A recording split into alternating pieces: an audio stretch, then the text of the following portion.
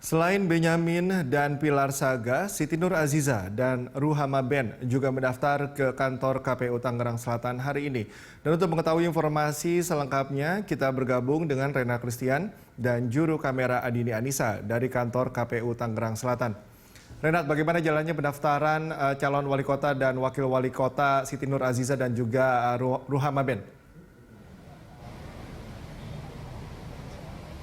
Ya, selamat siang Cikal dan juga pemirsa. Pendaftaran pemilihan wali kota dan juga wakil wali kota untuk Kota Tangerang Selatan sudah dibuka. Ini serentak dilakukan oleh KPU di mana mulai tanggal 4 September kemarin hingga 6 September 2020 besok para calon kepala daerah yang tersebar seluruh Indonesia dapat mendaftarkan dirinya untuk ikut dalam kontestasi pilkada serentak yang nantinya akan dilaksanakan pada 9 Desember 2020. Dan untuk Kota Tangerang Selatan sendiri, hari ini adalah hari kedua pendaftaran calon wali kota dan juga wakil wali kota Tangerang Selatan, di mana tadi pada pukul 10 tadi sudah ada salah satu calon yang mendatangi KPU di Tangerang Selatan untuk melakukan pendaftaran, yaitu dari pasangan calon Siti Nur Aziza dan juga wakilnya Ruhama Ben yang diusung oleh Partai Demokrat, PKS dan juga PKB. Di mana tadi pada pukul 10 mereka sudah datang bersama dengan para pendukungnya dengan melakukan konvoi beberapa kendaraan bermotor dan sudah kini sedang melakukan verifikasi dokumen dan juga pendaftaran di ruang KPU Tangerang Selatan. Siti Nur Aziza dan Ruhama Ben sendiri didukung oleh 3 partai yang yang memiliki kursi di DPRD Kota Tangerang Selatan, yaitu Demokrat sebanyak 5 kursi, Partai Keadilan Sejahtera sebanyak 8 kursi dan juga Partai PKB dengan sebanyak 4 kursi, di mana total Siti Nur Aziza dan Ruhama Ben ini memperoleh dukungan 17 kursi dari persyaratan, yaitu 20%. Pasangan calon harus memiliki dukungan sebanyak 20% dari jumlah kursi yang terdapat di DPRD Tangerang Selatan, yaitu sekitar berjumlah 50 kursi yang berasal dari 7 fraksi. Adapun pemeriksaan dokumen dan verifikasi dokumen kini sedang berlangsung di kantor KPU. Namun kita harus masih menunggu bagaimana jalannya pemeriksaan dan juga verifikasi terhadap calon tersebut.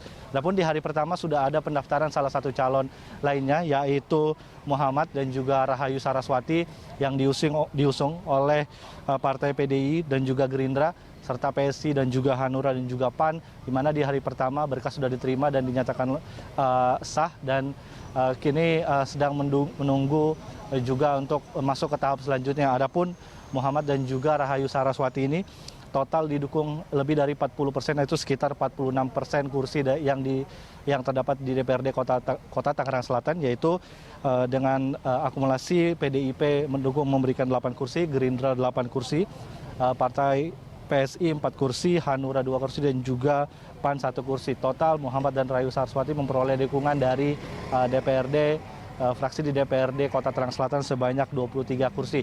Adapun untuk hari ini rencananya pada siang hari nanti juga akan ada salah satu calon yang akan datang juga ke KPU daerah Tangerang Selatan untuk melakukan pendaftaran, yaitu dari pasangan calon Benyamin Daphni dan juga Pilar Saga Ihsan, di mana Benyamin Daphni ini adalah seorang petahana yang menjabat sebagai wakil wali kota Tangerang Selatan selama 2 periode dan kini maju untuk ikut sebagai calon wali kota Tangerang Selatan menggandeng Pilar Saga Ihsan, dan juga merupakan keduanya adalah kader Partai Golkar yang rencananya siang nanti akan melakukan pendaftaran juga. Adapun Benyamin Daphni dan Pilar Saga Ihsan ini hanya diusung oleh satu partai saja, tapi sudah memenuhi kuota ataupun persyaratan yang harus dipenuhi, yaitu sebanyak 10 kursi yang didapat hanya dari Partai Golkar saja. Adapun Partai Golkar ini mengusung Benyamin Daphni dan Pilar Saga Ihsan sebagai salah satu partai yang memiliki kursi terbanyak di DPRD Tangerang Selatan. Dan dari ketiga calon ini sudah memenuhi kriteria, yaitu harus mendapatkan dukungan setidaknya 20% dari total kursi DPRD yang ada di Kota Tangerang Selatan. Dan nantinya dari tanggal 4 sampai 5 dan juga 6 September ini akan dilakukan verifikasi dokumen dan nantinya akan berlanjut ke tahap-tahap selanjutnya hingga akhirnya pada 9 Desember 2020 akan dilakukan pilkada serentak yang akan dilakukan di seluruh Indonesia dan juga di daerah Kota Tangerang Selatan ini. Cikal. Renald, selanjutnya bagaimana penerapan protokol kesehatan pada saat pendaftaran calon wali kota dan juga wakil wali kota Tangerang Selatan? Ya, Cikal, terkait penerapan protokol kesehatan sudah diterapkan KPU mulai dari petugas-petugas yang berjaga mulai dari polisi, Satpol PP dan juga petugas KPU yang menerima calon ini menggunakan seperti face shield, masker dan menggunakan peralatan-peralatan untuk melindungi dirinya seperti masker dan face shield yang saya sebutkan tadi. Adapun untuk persyaratan bagi para calon yang akan mendaftar, KPU juga mewajibkan untuk membawa surat bebas COVID-19 ataupun surat swab ataupun PCR yang sudah dinyatakan negatif, yang nantinya menjadi salah satu persyaratan yang harus dibawa oleh pasangan calon saat mendaftarkan dirinya ke kantor KPU ke Tangerang Selatan. Adapun untuk Tangerang Selatan sendiri, pihak KPU bekerjasama dengan aparat gabungan akan menyiagakan setidaknya 200 personel yang berasal dari personel gabungan seperti Satpol PP dan juga polisi dan TNI, di mana hal tersebut diperlukan agar protokol kesehatan dapat dilaksanakan dengan baik. Dan sebelumnya memang Menteri Dalam Negeri Tito Karnavian juga menyinggung agar pelaksanaan pilkada ini tetap dapat mengusung ataupun menjaga protokol kesehatan agar tidak terjadinya klaster baru saat pilkada serentak.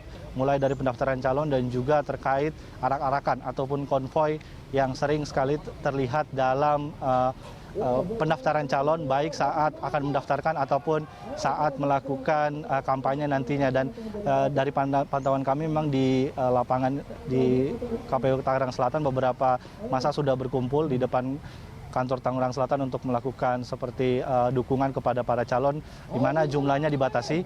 Pihak KPU hanya memberikan setidaknya 30 orang saja bagi pendukung untuk melakukan seperti aksi dukungan terhadap para calon.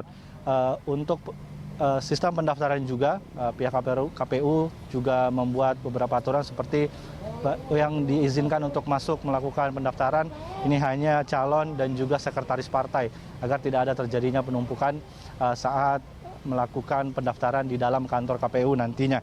Adapun diingatkan juga seperti yang diutarakan oleh Tito Karnavian, Menteri Dalam Negeri, agar arak-arakan, konvoi dan penerapan protokol kesehatan selama Pilkada Serentak 2020 ini agar ditaati agar tidak adanya klaster baru di Pilkada Serentak 2020 yang nanti akan dilaksanakan pada 9 Desember 2020. Cikal. Renat, terima kasih atas laporan Anda. Selamat bertugas kembali. Pemirsa, itu tadi laporan dari reporter Rena Christian dan juru kamera Adini Anissa dari kantor KPU Tangerang Selatan.